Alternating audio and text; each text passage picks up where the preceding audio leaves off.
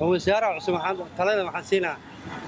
dhalinyarada macnaha tahriibka badda ku dhamaanay in macnaha wasaarayaasha loo dhigo dhalinyaro waxa jira aqoon leh oo shahaado haysto oo macnaha shahaadadu macnaha waa haystaa waxa ku qasbaa wadanka macnaha dawladna waa ka jirtaa in dhalinyaradaas wasaaraha soo dhaweeyo oo macnaha wasaarayaasha macnaha ninkii aqoon leh oo yira shahaadadaada keeso baaj maata degrees maata master degrees maata waxyaabahaas oo dhan in macnaha oo dhalinyarada oo soo dhaweeyo wasaaraha maadaama dhalinyaro yahay wallahi أنا معناه قلا وسيرة صورة سوا إن دليرة كده ما دام معناه قلا وسيرة صورة دليرة وحصو برت ودك واجبك معناه أوديال ذلك وأنت سوشبينا إلى معناه وسارة هذا خارطة وحكي جرت عدال حما كجر هاسنا قدرة وسارة نرجع ليش إنها صدف باش معناه وحال وقارت وكتابك وقدر إن ترى إن إلهي وبقى إن ترى والله يقول بالله وطلع ومنع إلهي وكتابك الله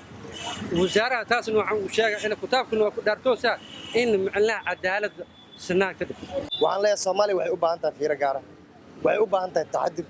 وحي أبا أنت عقل السليم أي قلب النظيفة وحي أبا أنت الله كعبسي وحي أبا أنت بني آدم وحي أبا أنت الضمير أذك إذا النمس سل كيدو طاي دين وعن أبا أنت هو الدال نمر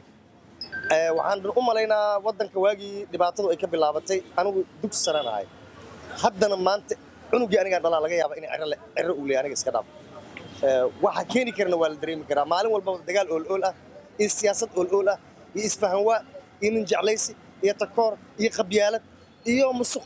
waxyaabo fara badan oo dalkan uu ku haray iyo waliba diinto magac laga sheegay aan qalbiin lagu dhaqmin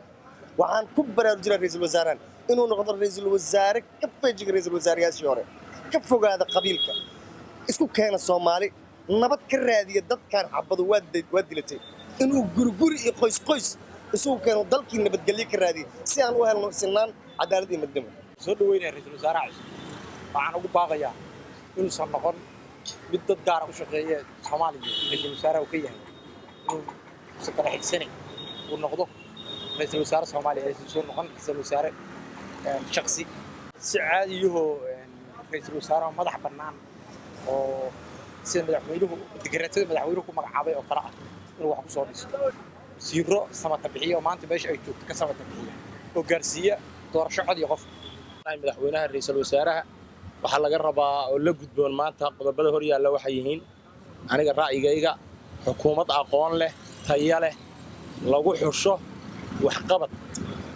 inay soo xulo isagu ra'iisul wasaaruhu madaxweynihiisana la shaqeeyo waxaan aaminsanahay